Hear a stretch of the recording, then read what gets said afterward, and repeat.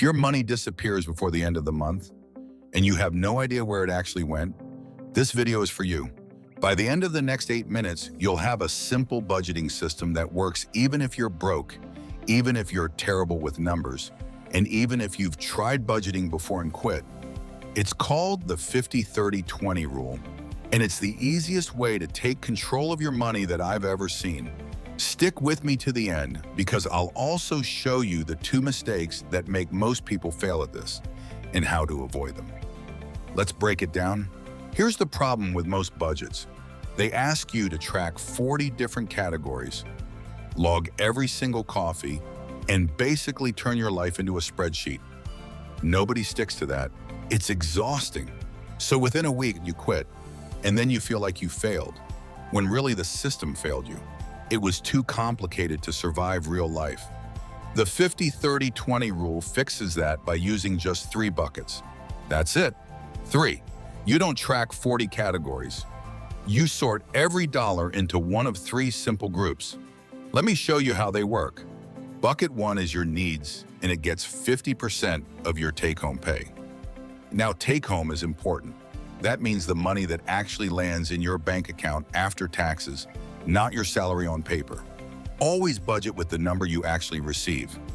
Needs are the things you literally cannot live without. Rent or mortgage, basic groceries, electricity, water, transport to get to work, minimum debt payments, a basic phone plan. Insurance you're legally required to have. Here's the simple test for whether something is a need. If not paying it means you lose your home, your job, or your health. It's a need. If skipping it just means you'd be a little sad or a little bored, it's not. So Netflix is not a need, I'm sorry. Neither is the upgraded phone, the daily takeout, or the gym membership you haven't used since January. And watch out for the sneaky ones. A car might be a need if it's the only way you can get to work, but the brand new car with the $400 payment when a cheaper one would do, that extra cost is a want hiding inside a need. Be honest with yourself here, because this is where budgets quietly break. So if you take home $2,000 a month, your needs should fit inside $1,000. If they don't, and for a lot of people right now, they genuinely don't panic. I'll show you exactly what to do about that in just a minute. Bucket 2 is your wants, and it gets 30%.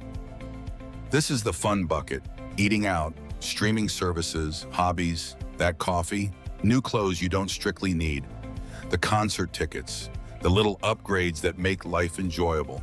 And here's the part almost everyone gets wrong. You are allowed to spend this money. A budget is not a punishment, it's a plan.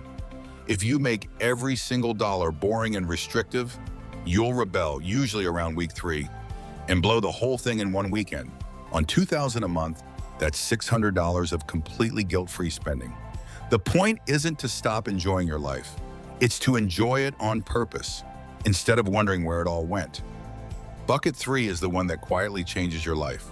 Savings and extra debt payoff, 20%. This is the money you send to your future self.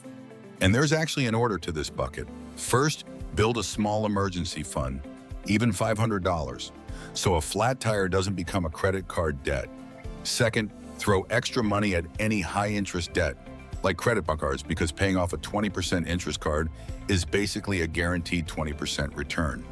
And third, once that's handled, this is the money you start to invest and actually build wealth with. On a $2,000 income, 20% is $400 a month.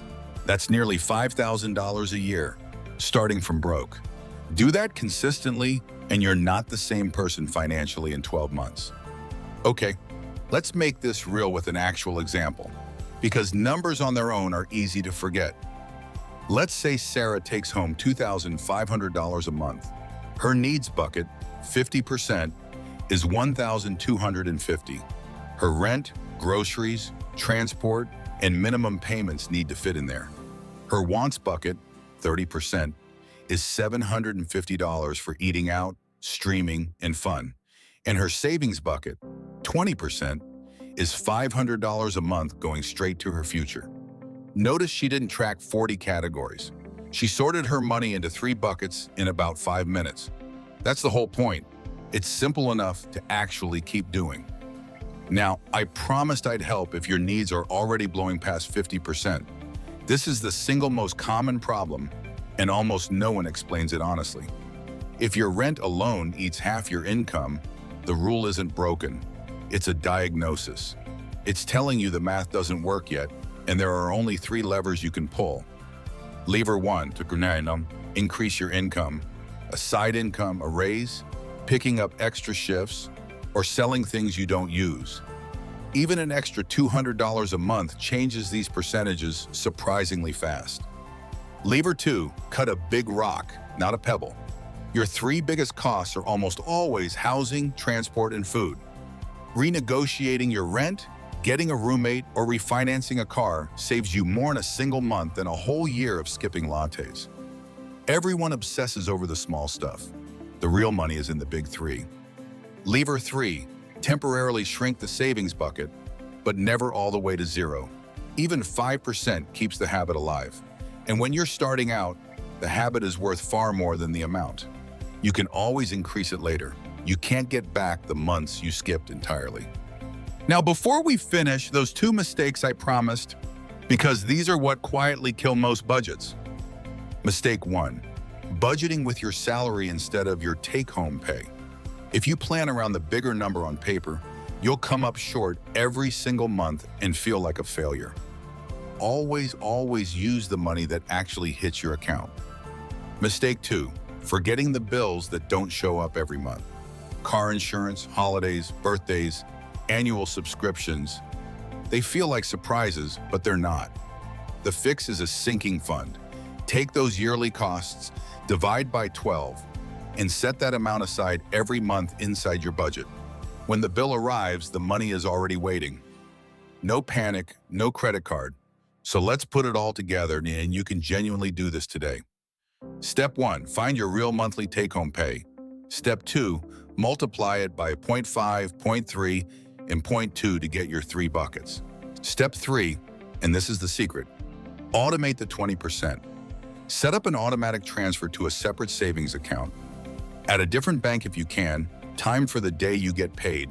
If you never see the money, you never spend it. Budgeting fails when it relies on willpower. Automation removes willpower from the equation entirely. The good decision happens whether you feel like it that day or not. That's the whole system.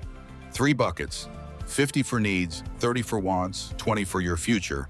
Simple enough that you'll actually stick to it, which honestly is the only budget that ever works. The perfect budget you quit in a week beats nothing. By nothing. The simple one you keep for a year changes everything.